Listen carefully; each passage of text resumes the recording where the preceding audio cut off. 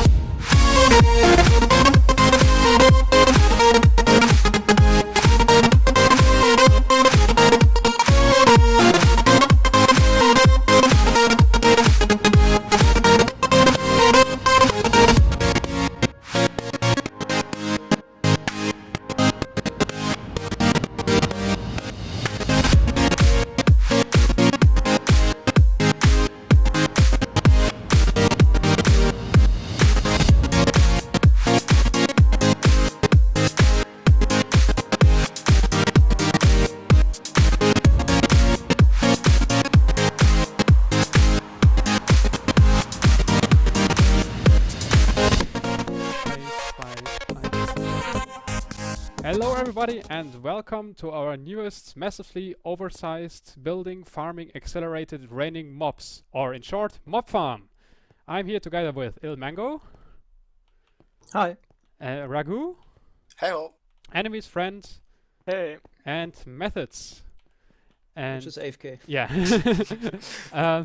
They are from the SciCraft server, and yeah, I've teamed up with ILMANGO and the others to develop a new farm concept that was just trying to break the record of having the most drops per hour, or raining the most drops per hour. So this description here actually tells you something about how the mob farm works. It accelerates the mobs downwards by pushing them downwards with slime blocks, and this speeds up the farm by quite a bit. And then we have some other neat techniques we use to quickly collect the mobs and have not a single mob that can ever survive this farm.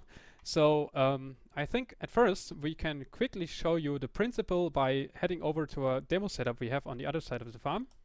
I'm gonna fly through, and yeah, somebody sets himself to a spectator. That's smart because it's so huge that it takes ages to fly through in creative. So it's over here. Mango, do you want to explain the principle of this one in short?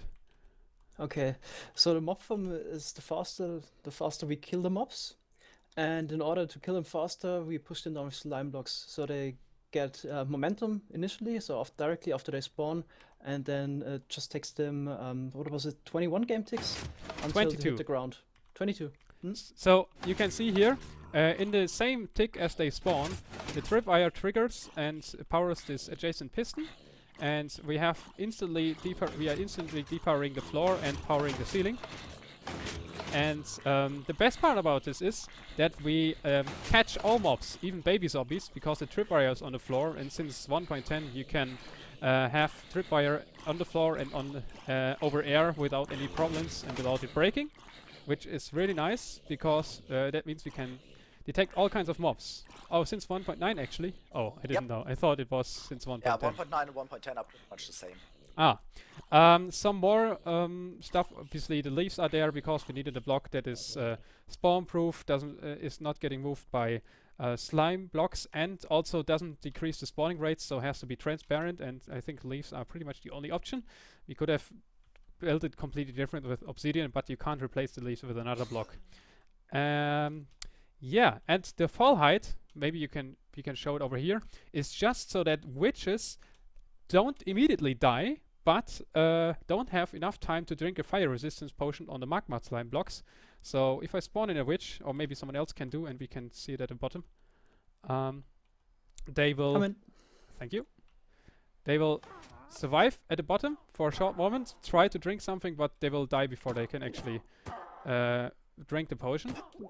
Yeah, it looks a bit weird because the magma blocks are emitting light, but there is no light level above, so the witches are completely pitch black. Yeah, all other mobs die immediately, and obviously everything that has feather falling or protection here will survive but die on the magma blocks. And the best part is, items will not be destroyed, so they can be picked up by minecarts, and they are all funneled to the center. You can see it over here. Actually, I need night vision to properly show this. So,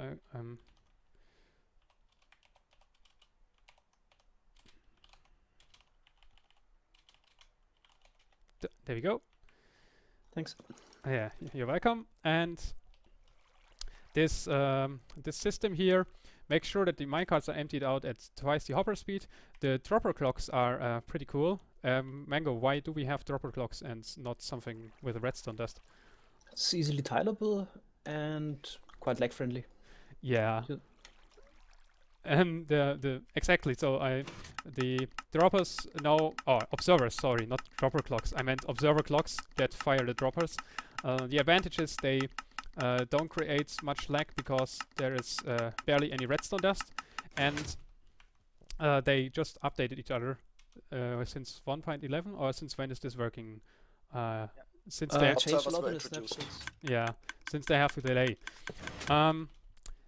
I guess we can show you the collections area in the middle, and then tell you a bit more about how the layout was, and if that there are some issues with this farm, which are mostly just bugs in the game, which currently cause a slight issue, but it's not a big problem. And yeah, more to that in a second. Now we take a look at the amount of drops we get. So we had it running for 1 hour, and yeah, the rates are spectacular. It beats every previous design we had so far. We get approximately 169,000 items per hour. And there you can see what we get as follows. So we get about 41,000 arrows, 41,000 bones, same amount of rotten flesh, gunpowder, so that's the main drops we get. Then we get approximately 4,000 witch drops. Sticks, we get twice as much sticks as the other items, but it's more or less 2/3 of a normal witch farm, which is quite good. And yeah, we also have a chicken farm. So if your chicken farm is broken in 1.11, with the anti-cramming, this farm will supply you with enough chicken. Yeah. Because we can use the sticks and the raw chicken from the chicken jockeys to get about 100 cooked chicken per hour. So this is enough to supply several people by just AFKing in this. It's amazing. You can see how many drops we have here. That's like I think about 9 double chests of each item type just after an hour. It's absolutely insane. This whole array is filled in about 8 hours, I think. Yeah, it's about 400 double chests. If you AFK overnight, it's filled up. Yeah, but that brings me to a slight issue. Let's fly above. There you can see that some of the sections are permanently sticking out. For example, over here. So they seem to be somehow disabled. And the reason for this is a bug that I think Panda originally discovered. We have a link in the video description to this bug, and please make sure to vote this up on the bug tracker so that this is getting fixed soon. The problem is that entities sometimes, when they get moved to another chunk, and in the same time, and before they get updated the next time, get deleted, they are not properly removed from the game, but they're still because they are in no entity list of any chunk. I think Panda could explain this better. But what remains is that if you take a look at this tripwire hook line with F3, that one of these tripwire hooks is powered. This one here. The one over here, the second one. To the Okay. So it's permanently powered. Even if you punch it out and replace it, it's as soon as you walk over it, it's gonna stay permanently powered.